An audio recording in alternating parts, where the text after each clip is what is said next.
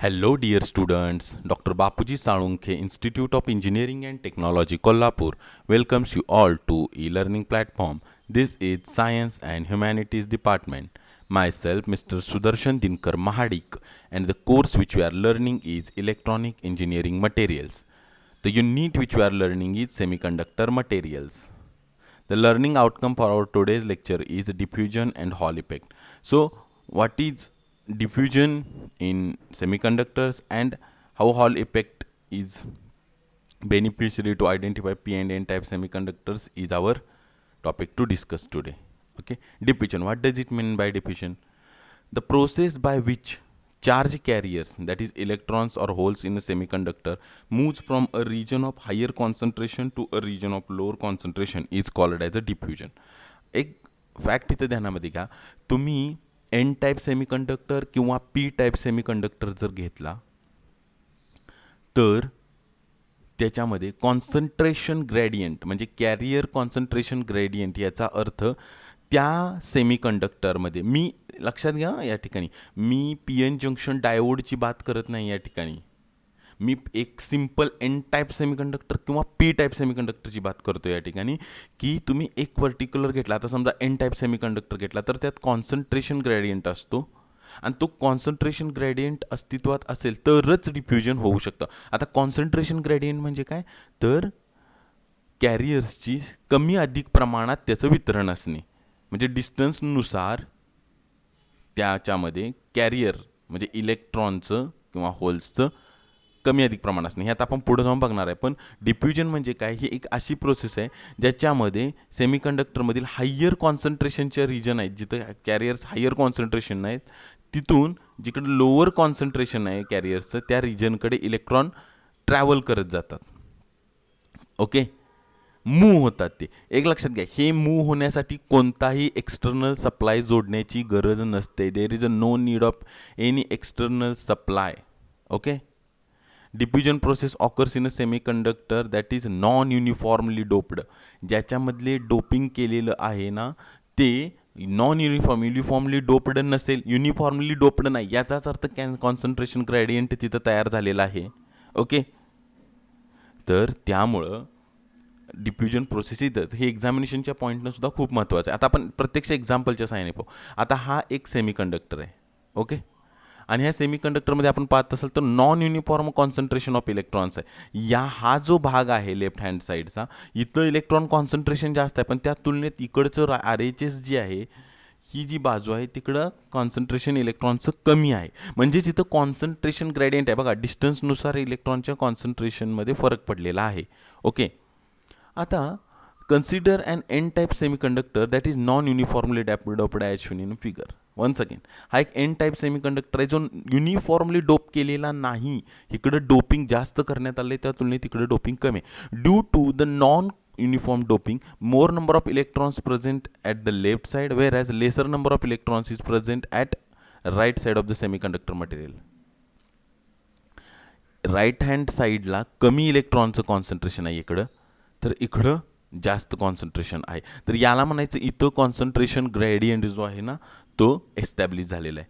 The number of electrons present at left side of a semiconductor material is more, so these electrons will experience a repulsive force from each other. आता हे electron जे आहेत त्यांची संख्या ही जी आहे ही maximum आहे या लेफ्ट हँड साईडला, त्यामुळे त्यांच्यातलं इंटरमॉलिक्युलर किंवा ही जी डिस्टन्स आहे ॲटम्समधलं, तर इंटरॲटॉमिक डिस्टन्स हे सुद्धा कमी आहे. आणि आपल्याला माहीत आहे कुलम्स लॉनुसार की like charges repel each other, म्हणून हे इलेक्ट्रॉनवर निगेटिव्ह चार्ज आहे, या इलेक्ट्रॉनवर निगेटिव्ह चार्ज आहे, म्हणजेच यांच्यामध्ये रिपल्सिव्ह फोर्स ॲक्ट होतो आहे आणि म्हणून हे इलेक्ट्रॉन्स एकमेकांना बाजूला ढकलतात. त्यामुळं काय होतं आहे पहा, की the electrons present at left side of the semiconductor material will move to right side to reach the uniform concentration of electrons. त्यामुळे ह्यांच्यामध्ये रिपल्शन असल्यामुळे जिकडं कॉन्सन्ट्रेशन कमी आहे तिकडे हे इलेक्ट्रॉन ट्रॅव्हल व्हायला सुरुवात होते. ओके, आणि ही ट्रॅव्हल तोपर्यंत होतं की याचं पूर्णपणे युनिफॉर्म एकसारखं एक समान असं वितरण जोपर्यंत होत नाही, युनिफॉर्म कॉन्सन्ट्रेशन होत नाही. युनिफॉर्म कॉन्सन्ट्रेशन म्हणजे काय, की यातल्या प्रत्येक पर युनिट एरिया किंवा पर युनिट व्हॉल्यूममध्ये म्हणा तुम्ही की नंबर ऑफ इलेक्ट्रॉन जोपर्यंत सेम होत नाहीत तोपर्यंत, पर युनिट व्हॉल्यूम म्हणा किंवा पर युनिट एरिया, याच्यामध्ये प्रत्येक त्या तुम्ही कन्सिडर करत असलेल्या एरिया किंवा व्हॉल्यूममध्ये नंबर ऑफ इलेक्ट्रॉन्स जोपर्यंत सेम होत नाही तोपर्यंत ही मुवमेंट चालूच राहते. Thus the semiconductor material achieves equal concentration of electrons. Electrons that moves from left side to right side will constitute current. This current is called as a diffusion current. आपल्याला माहिती आहे charges इकडून तिकडे चालले आणि especially electrons जे आहेत ते इकडून तिकडे चालले असतील, त्यांची मूवमेंट होत असेल की एक करंट त्या ठिकाणी कॉन्स्टिट्यूट होणार, त्याला आपण डिफ्युजन करंट म्हणतो. आता हे डिफ्युजन घडून आल्यामुळं कशा प्रकारे निर्माण होतं चित्र पहा. Uniform concentration of electrons. Okay, या ठिकाणी आपण पाहतोय म्हणजे इथं कॉन्सन्ट्रेशन ग्रेडियंट होता, इथं कॉन्सन्ट्रेशन ग्रेडियंट आहे का? नाही. म्हणजेच डिफ्युजन ह्या प्रोसेसमुळे युनिफॉर्म कॉन्सन्ट्रेशन ऑफ इलेक्ट्रॉन्स ही या ठिकाणी अस्तित्वात आले आहे. Remember one thing, there is a no need of any external voltage supply to achieve this diffusion process. Okay, for the movement or due to the movement of the electrons from higher concentration region to lower concentration region, they constituted an electric current which is called as a diffusion current. हे पूर्ण picture तुम्हाला या ठिकाणी दिसते पहा. Higher concentration region, diffusion झाले इलेक्ट्रॉन्सचं lower concentration रिजनकडे, त्यामुळं uniform concentration of electrons तयार झालेलं आहे या ठिकाणी. Current produced due to motion of charge carriers from a region of higher concentration to region of lower concentration is called as a diffusion current that we have already seen. Okay, so this is all about diffusion. Now Hall effect. Hall effect is very important, very interesting and very simple. Okay, you will get a clear idea of it. आता hall effect म्हणजे काय बघा. Hall effect is a process in which a transverse electric field is developed in a solid material when the material carrying electrical current is placed in a magnetic field that is perpendicular to the current. Simple आहे.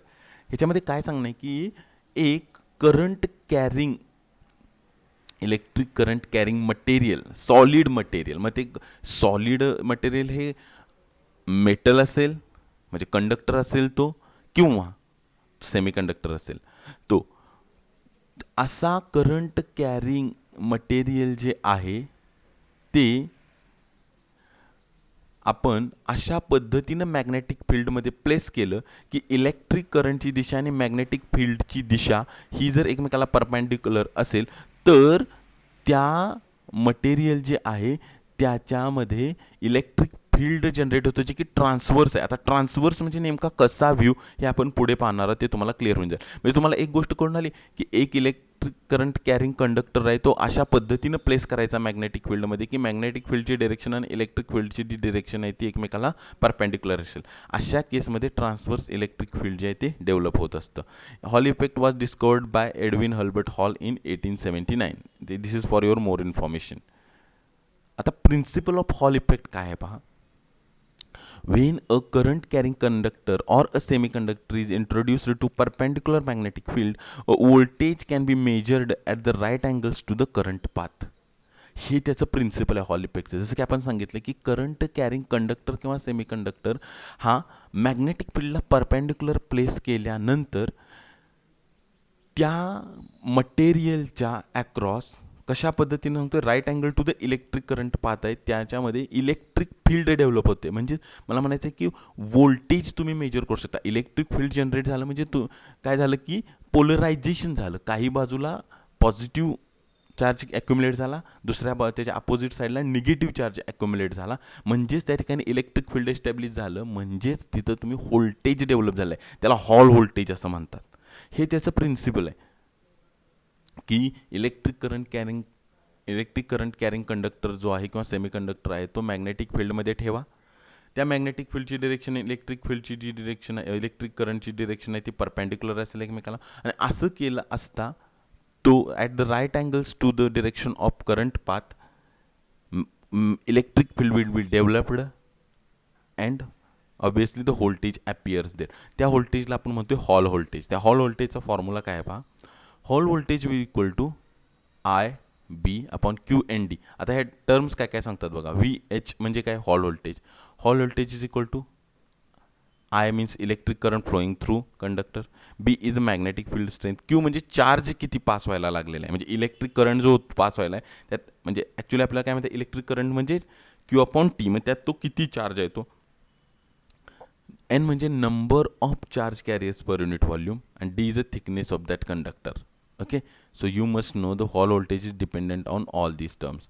आता आपण exactly picture view पाहूया की hall effect म्हणजे नेमकं काय. Very interesting.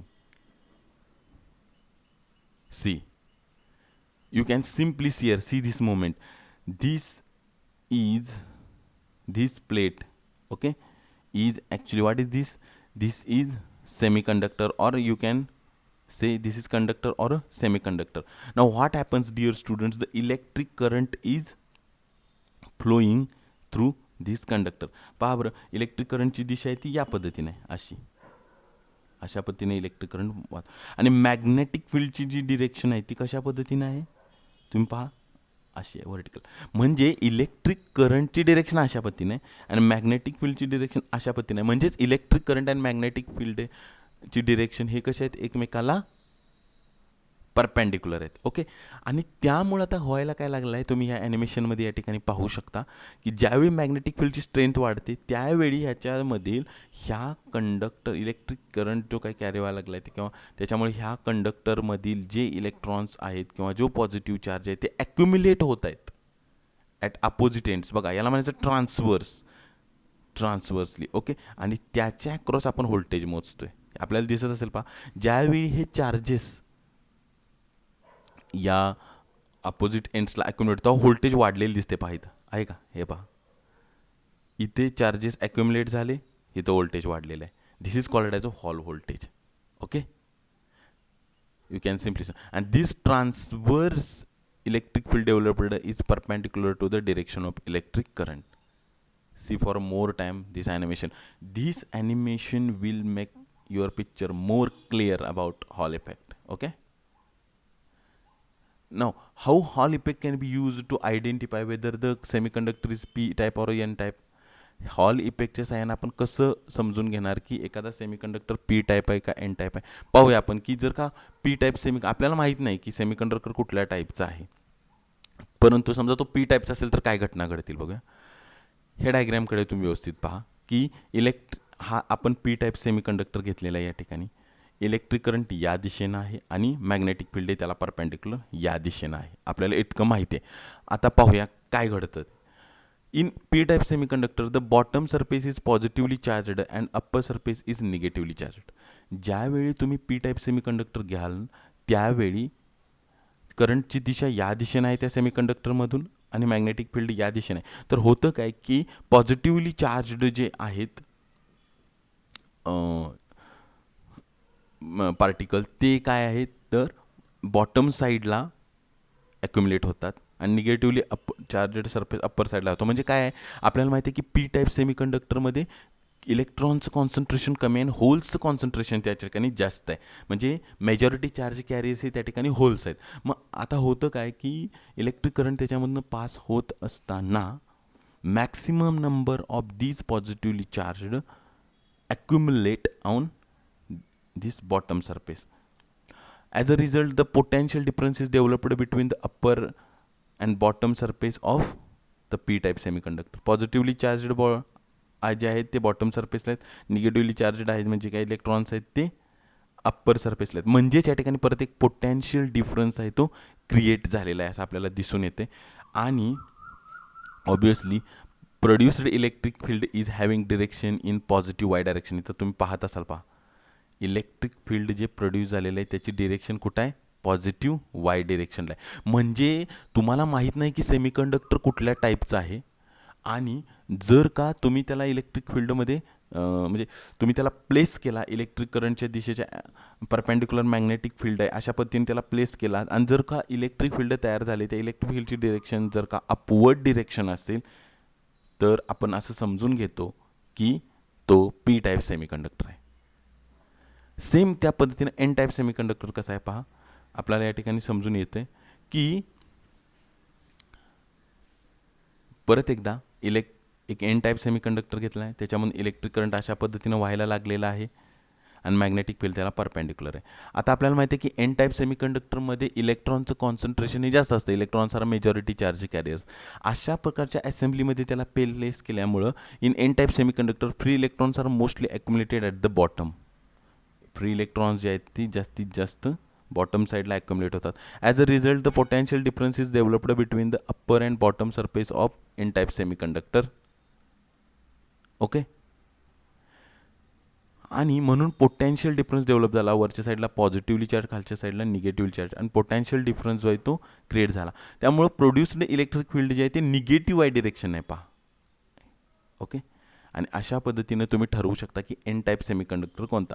तुम्ही unknown तो सेमीकंडक्टर आहे जो तुम्हाला माहीत नाही की पी आहे का एन आहे, तो तुम्ही इलेक्ट्रिक करंट कॅरिंग कंडक्टर जो तो आहे सेमीकंडक्टर त्याला प्लेस करा मॅग्नेटिक फील्ड परपेंडिक्युलर डिरेक्शनमध्ये असताना. आणि जर का इलेक्ट्रिक फील्ड हे निगेटिव्ह वाय डिरेक्शननं असेल तर तो एन टाईप सेमीकंडक्टर आहे.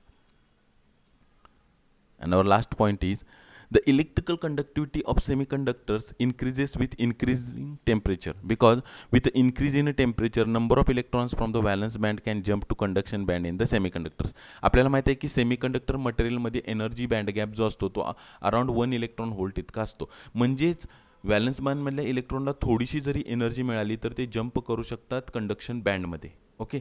आता आपण त्या सेमीकंडक्टरला हीट दिली, त्याला टेम्परेचर वाढवलं, तर व्हॅलन्स बँडमधल्या इलेक्ट्रॉन्स जे आहेत त्यांची एनर्जी आहे ती वाढते आणि ते जंप करू शकतात कंडक्शन बँडमध्ये. आणि कंडक्शन बँडमध्ये नंबर ऑफ इलेक्ट्रॉन्स जास्त झाल्यामुळं ऑब्व्हियसली काय की इलेक्ट्रिक करंट आहे तो जास्त वाहणार आहे, कारण फ्री इलेक्ट्रॉन्स मॅक्सिमम अवेलेबल झाले. आणि म्हणून इलेक्ट्रिकल कंडक्टिव्हिटी ऑफ सेमीकंडक्टर जे आहे ती टेम्परेचरनुसार वाढत असते. Thank you dear students.